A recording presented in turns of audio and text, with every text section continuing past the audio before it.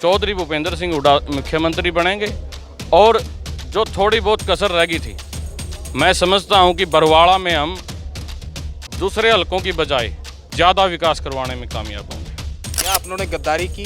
क्या अपनों ने जो गाड़ियां में बैठे थे, साथ में प्रचार करते थे, क्या उन्होंने ऐन वक्त जब वोटिंग का समय था, क्या उन्होंने वो काम नहीं किया? गद्दारी करके ये जब लोगों ने मन बना लिया था भाई जयप्रकाश जी को जिताना है, शुरू दिन से एक हवा चली थी, तो उसमें सतेंद्र अगर किसी की खिलाफत करे तो लोग सुन ही नहीं रहे थे। लोग तो पीटने पे आतुर थे। एक आम घर के बच्चे के लिए एक रास्ता खुला कि वो भी राजनीति में कहीं आगे बढ़ सकता है। मतलब जितना पसीना जीपे के आता था उतना ही पसीना सतेंद्र के दिखता था। दिन हो, रात हो, दोपहर हो, कैसे वहाँ लगे थे। लेकिन बरवाड़ा हल्के में जहाँ आपने, मैं बात करूँ लोकसभा की 9 विधानसभा सीटें, 9 में से एक भी कहीं भी कांग्रेस का विधायक नहीं था, फिर भी आपने 9 में से 6 जीत ली। बरवाड़ा क्यों नहीं जीत पाया? क्या चूक रहेगी? कौन आखिर वो लोग थे? क्या क्या कमियाँ रही? मेरे लिए ये विधानसभा बरवाड़ा एक आंगन की तरह है। मैं यहीं पढ़ा हूँ, यहीं पला बड़ा हूँ और यहीं खेला हूँ।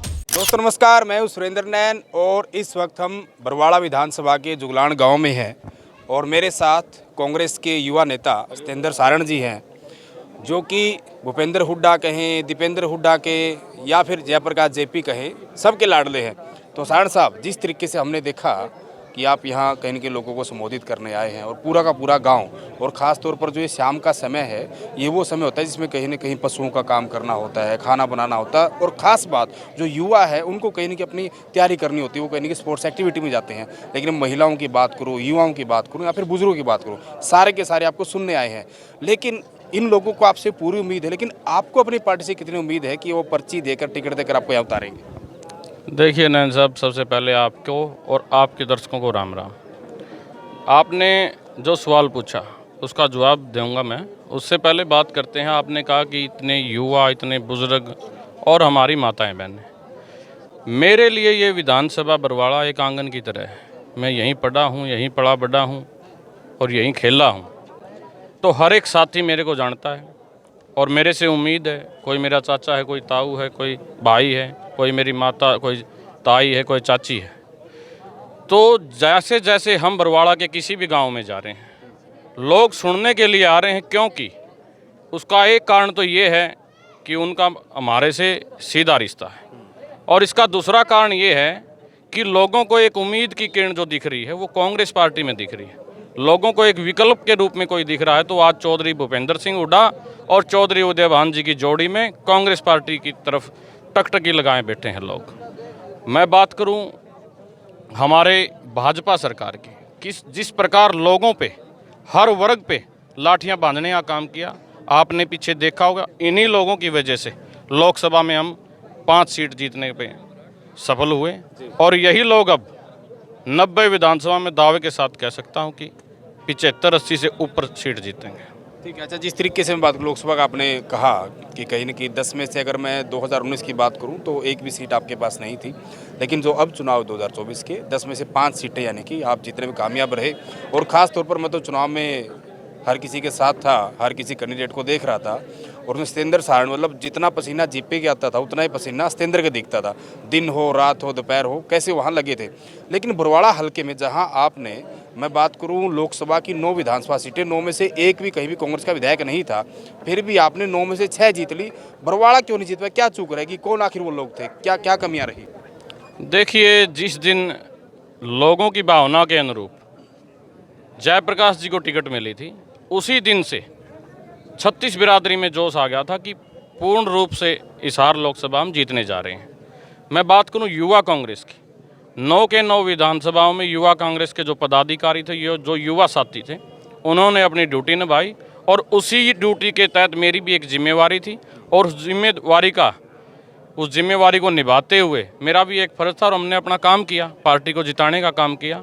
मैं बात करूं, आपने जो पूछा है कि बरवाड़ा हल्के की, देखिए हर हल्के के समीकरण अलग अलग होते हैं, और देखा जाए तो बरवाड़ा जयप्रकाश जी का बिल्कुल एक परिवार रहा है।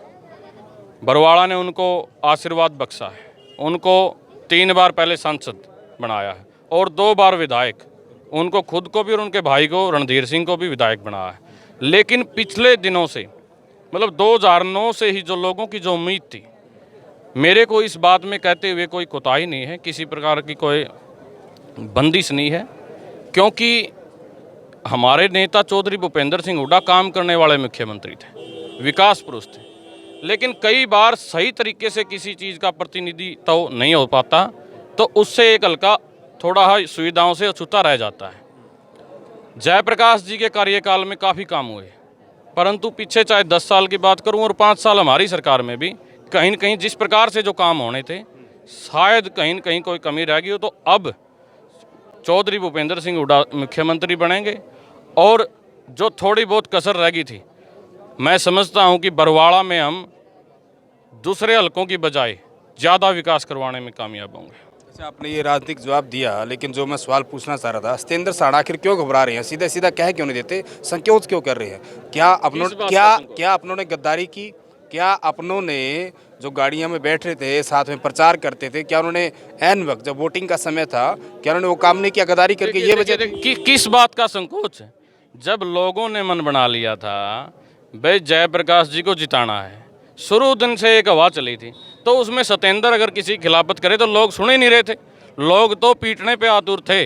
अगर किसी ने बोल के भी ये बात कही है, मैं नहीं समझता कही होगी, अगर लेकिन किसी ने किसी के आगे कही है तो हमारे बहादुर और निडर कार्यकर्ता ने उसको उल्टा जवाब दिया है, क्योंकि लोग बीजेपी से तंग थे और कांग्रेस पार्टी में और हमारे उम्मीदवार के प्रति लोगों का लगाव था, उसको जिताना चाहते थे। तो किसी भी गद्दारी करने वाले आदमी की गद्दारी नहीं चली, किसी ने की होगी तो वो अपनी मनसा समझे, हम नहीं समझते इस प्रकार की कोई गद्दारी चली। ठीक है, जिस तरीके से आपके पार्टी हाईकमान की बात करो, उन्होंने कहा कि इस बार जो है जिताऊ और मजबूत जो कैंडिडेट होंगे उनके मैदान में उतारा जाएगा। बरवाड़ा हल्के से पहले सद रहे हैं, 2 का नाम तो आपने गिना दिया। जयप्रकाश जेपी बने 2000 में, 2005 में उनके भाई बने, उसके बाद आपकी पार्टी से रामनिवास घोड़ेला बने। लेकिन जिस तरीके से उनके ऊपर CLU के काफ़ी मामले चल रहे हैं, है ना, और भी विधायकों पर थे, उनमें से आपके पूर्व विधायक भी है। लेकिन मैं आपकी तरह अन्य साथियों की बात करूँ, वो भी कहीं न कहीं लगातार लोगों के बीच जा रहे हैं और हर कोई अपनी पक्की टिकट मांग रहा है। तो सत्येंद्र सारण को ये अपनी पार्टी से आश्वस्त आप कैसे हैं, आपको उम्मीद कैसे हैं कि आप ही मेरिट में आओगे, आपको टिकट मिलेगी? देखिए, एक तो ये कांग्रेस पार्टी की खूबसूरती है, ये कांग्रेस पार्टी का लोकतंत्र है, इसमें कोई भी आदमी टिकट मांग सकता है।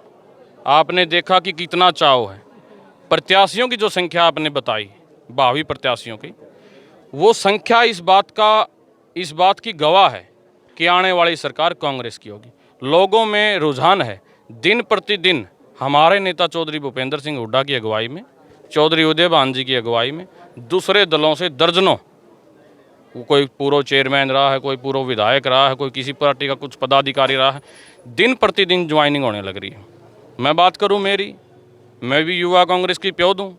मैंने 2007 में युवा कांग्रेस से काम करना शुरू किया था और मैं राहुल गांधी की उस सोच का हिस्सा हूँ जिस सोच पे चलकर उन्होंने एक आम घर के किसान के, एक मजदूर के, एक कर्मचारी के, एक व्यापारी के, मतलब उस एक आम घर के बच्चे के लिए एक रास्ता खोला कि वो भी राजनीति में कहीं आगे बढ़ सकता है।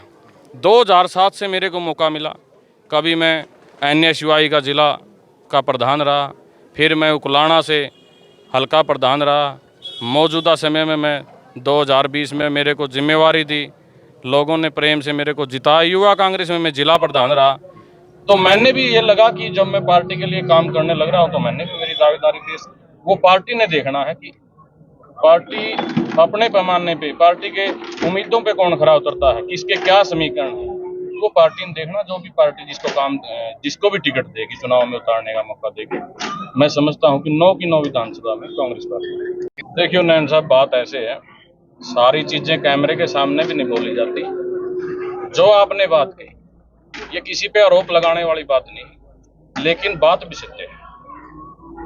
आज जो राजनीति का अनुरूप है, अगर आपको एक बार मौका मिल जाता है तो बरवाड़ा में खासकर, मैं चाहे मौजूदा विधायक की बात करूं या इनसे पहले जिसको मौका मिला, वो कहीं न कहीं उनका ध्यान भटक जाता है। जो लोगों से वो वादा करके आते हैं, जो लोगों के बीच में रहने की जो बातें करते हैं, वो कहीं न कहीं पद से भटक जाते हैं। तो मेरा जो विजन है, लोगों के बीच में रह के काम करेंगे। अगर पार्टी हमें मौका देती है, लोगों के बीच में रह के काम करेंगे।